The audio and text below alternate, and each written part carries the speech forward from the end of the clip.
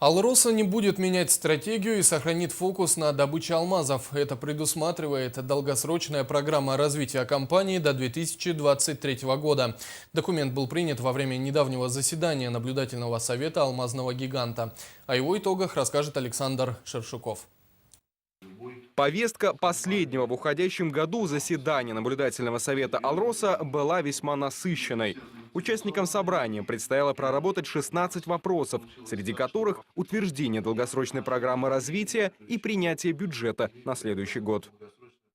Одно из ключевых решений наблюдательного совета – принятие долгосрочной программы развития до 2023 года. Согласно ей, стратегия компании не меняется, Алроса сохраняет фокус на разведке, добыче и продаже алмазного сырья, не отвлекаясь на непрофильную деятельность.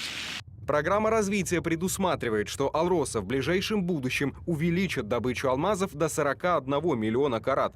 Достигнуть таких показателей позволит выход на проектную мощность месторождений в Архангельской области и поддержание текущего уровня добычи в Якутии. Наращивать объемы в компании намерены без отлагательств. Уже в 2015-м Алроса увеличит добычу до 38,2 миллионов карат. Это примерно на 6% больше, чем в этом году. Объем продаж алмазов также увеличится. Это предусматривает сводный бюджет Алроса на следующий год, который также утвердили члены Напсовета. Согласно документу, компания рассчитывает сбыть около 40 миллионов каратов сырья и выручить за них более 5 миллиардов долларов. Как отмечают в Алроса, в целом итоги заседания позитивные, а принятые решения позволят группе Алроса и в следующем году сохранить лидирующие позиции на алмазном рынке.